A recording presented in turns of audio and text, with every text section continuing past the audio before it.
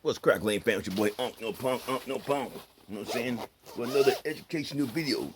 Another educational video, fam. About the horrors of having African Americans have been treated so bad in America. You know, been experimenting on like goddamn guinea pigs. Okay, this one's gonna be about he's the so-called father of modern gynecology. And the dude name is James Marion Sims. Okay, he's cre- credited as the father of modern gynecology. Sims developed pioneering tools and surgical techniques related to women's reproductive health. In 1876, he was named president of the American Medical Association. In 1880, he became president of the American Gynecological Society, an organization he helped found. The 18th century physician has been ionized with a half dozen statues around the country. They're praising this goddamn dude here for it. He's like a goddamn mad scientist, fam. You know, but because Sims' research was conducted on enslaved black women without anesthesia, medical ethicists, historians, and others say his use of enslaved black bodies as medical test subjects falls into a long, ethically bereft history that includes the Tuskegee syphilis experiment and Henrietta Lacks. Critics say Sims cared more about the experiment than in providing therapeutic treatment, and that he caused untold suffering by operating under the racist notion that black people did not feel no pain. That's what they said, we don't feel no pain. Sims, who practiced medicine at a time when treating women was considered distasteful and rarely done, invented the vaginal speculum, a tool used for dilation and examination. He also pioneered a surgical technique to repair vescovaginal fistula, a common 19th century complication of childbirth in which a tear between the uterus and bladder caused constant pain and urine leakage. His defenders say the southern born slaveholder was simply a man of his time for whom the end justified the means, and that enslaved women with fistulas were likely to have wanted the treatment badly enough that they would have agreed to take part in these experiments. Bullshit. But history hasn't recorded their voices, and consent from their owners, who had a strong financial interest in their recovery, was the only legal requirement of the time. So these wicked slave owners will like lease them out for experiments and get money for it. Real wicked people, fam. Okay. He was born in Lancaster County, South Carolina, 1813. James Merriam Sims entered the medical profession when doctors didn't undergo the same rigorous coursework and training they do today. Anybody could have been a doctor back then, they're trying to say. After interning with a doctor, taking a 3-month course and studying for a year at Jefferson Medical College, Sims began his own practice in Lancaster. He later relocated to Montgomery, Alabama, seeking a fresh start after the death of his first 2 patients. So he didn't kill them. Now he goes to other place.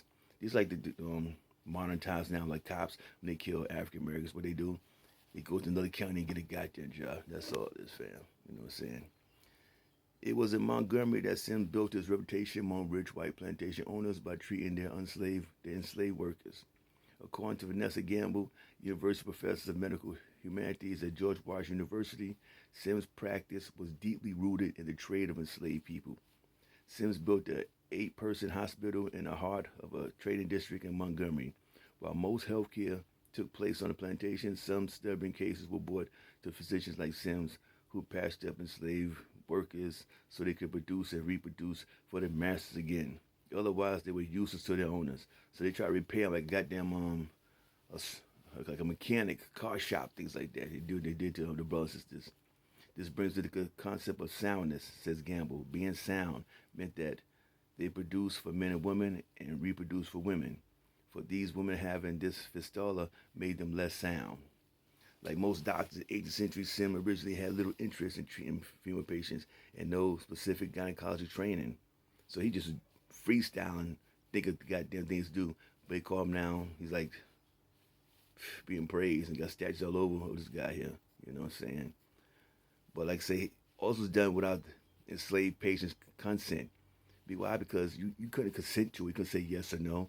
You had some goddamn dude posted your slave master would take you to his place, Sims. Sims would pay the slave master, but what, $2, some shit like that, and he'll put you some and do an experiment on you, on the people. You know what I'm saying? God damn, there's some goddamn crazy ass shit, fam. Even experiment on enslaved children. Rise of medical and this is Harriet Washington says Sim's racist beliefs affected more than his gynecological experiments. Before and after his gynecological experiments, he also tested surgical treatments on enslaved black children in an effort to treat trismus nascentium, with little to no success. Sims also believed that African Americans were less intelligent than white people and thought it was because their skulls grew too quickly around their brain. He would operate on African American children using a shoemaker's tool to pry their bones apart and loosen their skulls. With no anesthesia, fam.